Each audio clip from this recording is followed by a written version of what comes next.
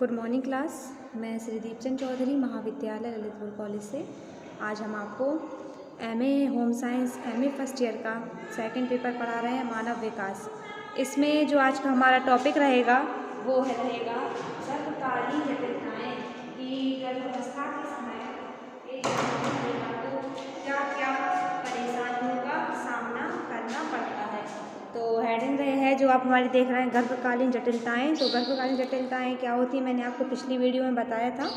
आज हम जानते हैं कि गर्भकालीन विषाक्तता के बारे में।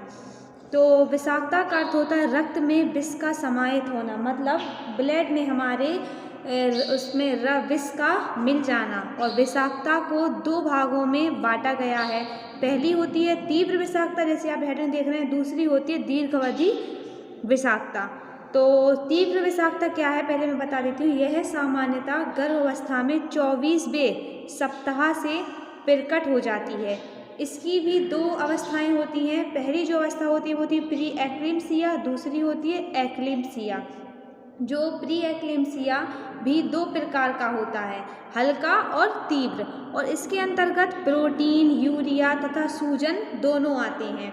एक्लेम्सिया के अंतर्गत हाई ब्लड प्रेशर, उच्च रक्तचाप के साथ फिट पड़ना, बेहोश हो जाना अथवा मूर्छा आते हैं। यह एक गंभीर स्थिति हो सकती है एक्लेम्सिया की। तो और दीर्घावधि विषाक्तता क्या होती है, तो यह लंबे समय तक चलने वाली रक्त परिवहन की बीमारी है। इसमें अक्सर रक्तपात बड़ा हुआ रहता है तथा तीव्र विषाक्तता के लक्षण भी दिखाई दे सकते हैं।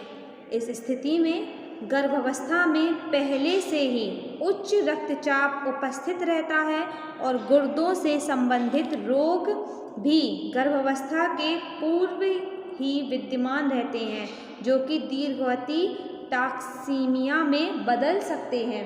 तो ये हो गया, हमने बता दिया तीव्र विषाक्तता और दीर्घ विषाक्तता। अब जैसा मैंने आपको बताया था कि तीव्र विषाक्तता की भी दो अवस्थाएं होती हैं। जो पहली होती है प्री एक्लेम्सिया, जैसा कि आप हेडिंग देख रहे हैं। प्री एक्लेम्सिया क्या है मैं आपको बता देती हूँ, इसके पहले एक्लेम्सिया के बारे में हम बाद में पढ़ेंगे।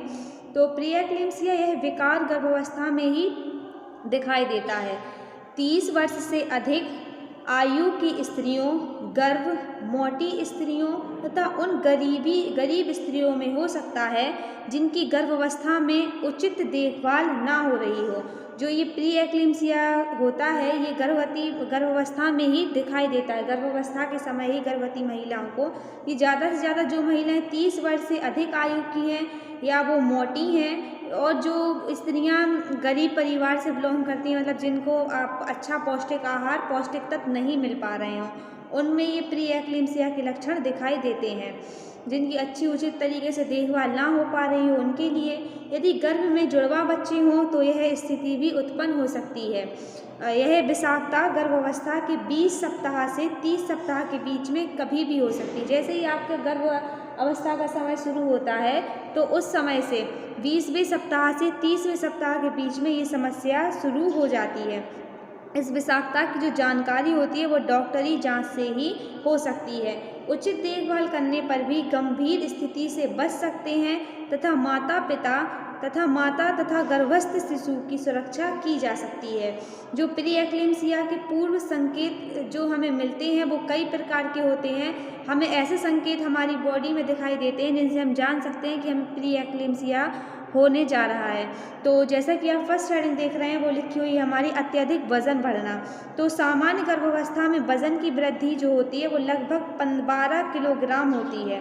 कभी कभी प्रारंभिक अवस्था में अत्यधिक उल्टी आदि के कारण वजन में भी कमी आ सकती और 12वें सप्ताह के बाद वजन की वृद्धि हर सप्ताह 0.5 किलोग्राम होती है। लेकिन प्री एक्लेम्सिया में वजन बढ़ रहा हो तो डॉक्टर से जांच करवाना आवश्यक है। वैसे तो नॉर्मली जब महिलाओं का वजन बढ़ता है तो वो प्रति सप्ताह 0.5 किलोग्राम ही बढ़ता है। यदि इससे ज़्यादा आपका वजन बढ़ता जा रहा है तो आपको प्री एक्लेम्सिया की जाँच करवा लेनी चाहिए। नेक्स्ट हेडिंग आप हमारी देख रहे हैं जो है सूजन। तो सामान्य गर्भावस्था में गर्भावस्था के भार से जब शिशु का विकास होता है शरीर का तो उसके भार से पैरों की शिराओं पर प्रभाव पड़ता है और पैरों में सूजन आ जाती है। लेकिन यदि सुबह बिस्तर से उठते समय भी सूजन दिखाई दे तथा मुंह पर भी सूजन हो तो प्री एक्लेम्सिया का ये संकेत होता है। इसे डॉक्टर से तुरंत जांच करवा लेनी चाहिए। इसके अन्य लक्षणों में जैसे सिर दर्द, उल्टी, आलस तथा धुंधलापन भी दिखाई देने लगता है। तो दूसरा लक्षण ये होता है। तीसरा जो लक्षण है वो है उच्च रक्तचाप। तो रक्तचाप 130/8 से भी अधिक बढ़ जाने पर प्री एक्लेम्सिया का संकेत मानना चाहिए। यदि आपका ब्लड प्रेशर गर्भवती महिला का 130.80 से भी अधिक बढ़ गया तो ये प्री एक्लेम्सिया का संकेत है। रक्तचाप बढ़ने पर सिर में बहुत तेज दर्द, चक्कर आना, अचानक उल्टी होना, आंखों के सामने बिजली सी चमकना आदि लक्षण प्रकट होने लगते हैं। ये हो गया हमारा तीसरा संकेत। चौथा जो संकेत है वो है मूत्र में प्रोटीन का आना। तो मूत्र में प्रोटीन आ रहा है या अथवा नहीं, यह मूत्र की जांच से पता चलता है। प्रोटीनूरिया एक खतरनाक स्थिति है जो अक्सर प्री एक्लेम्सिया के कारण ही होती है। प्रोटीनूरिया के कारण मूत्र के अन्य संक्रमण तथा गुर्दों की बीमारी भी हो सकती है। सामान्य अवस्था में 24 घंटों में 300 ग्राम प्रोटीन का निष्कासन होता है। इससे अधिक प्रोटीन निष्कासन होने पर ये प्री एक्लेम्सिया का लक्षण माना जाता है। अब लास्ट हमारी जो हेडिंग है वो है लगातार वमन, लगातार उल्टियाँ होना। तो गर्भावस्था में सुबह से जी मचलाना तथा कभी कभी उल्टी होना ये सामान्य लक्षण होते हैं। लेकिन दिन में अगर आपको कई बार उल्टी हो रही है तो ये प्री एक्लेम्सिया का संकेत होता है। यदि गर्भवती महिला के अंदर ये सारे लक्षण दिखाई दें तो उसे तुरंत जाकर डॉक्टर से संपर्क करें और प्री एक्लेम्सिया की जाँच करवाएँ और डॉक्टर से उसका परामर्श जल्द से जल्द करवाया जाए। ठीक है, तो ये हो गए हमारे इनके संकेत। अब हम बताते हैं इसका उपचार क्या है। तो इस गर्भवती स्त्री को बिस्तर पर आराम करना चाहिए और तरल पदार्थों की मात्रा भी उसको कम देनी चाहिए। जैसे दूध आधा लीटर तथा अन्य तरल पदार्थ 1.5 पिंट से अधिक नहीं होना चाहिए। जो भी वो भोजन खाए वो भोजन हल्का हो और निम्न सोडियम युक्त भोजन देना चाहिए तथा नमक की मात्रा उसमें कम ही करनी चाहिए। गर्भवती को नींद आना बहुत आवश्यक होता है। कब्ज ना रहे उसे मन निष्कासन के लिए भी दवा दी जा सकती है और मानसिक तनाव भी कम होना चाहिए।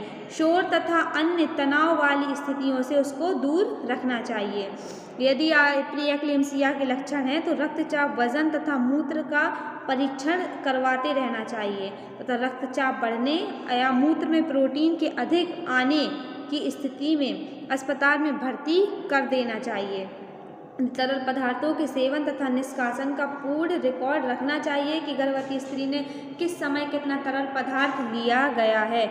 इसके बचने के उपाय ये हैं कि वज़न वृद्धि पर नियंत्रण रखना, कि आप गर्भवती महिला का वज़न ज़्यादा ना बढ़ रहा हो आवश्यकता से अधिक, कम से कम नमक भोजन में वो कम से कम नमक का प्रयोग करें।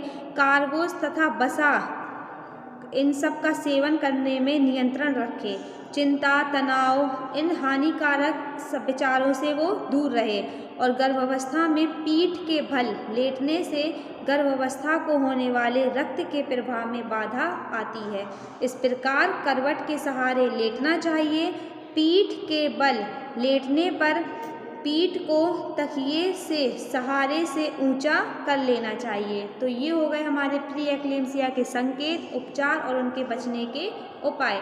नेक्स्ट वीडियो में हम आपको लेकर आएंगे एक्लेम्सिया के बारे में, बताएंगे कि एक्लेम्सिया क्या है और फिर हम जो हमारी सेकंड हेडिंग है जटिल विषाक्तता में जो दीर्घावधि विषाक्तता, इसके बारे में भी हम आपको बताएंगे और साथ ही साथ बताएंगे गर्भपात क्या होता है।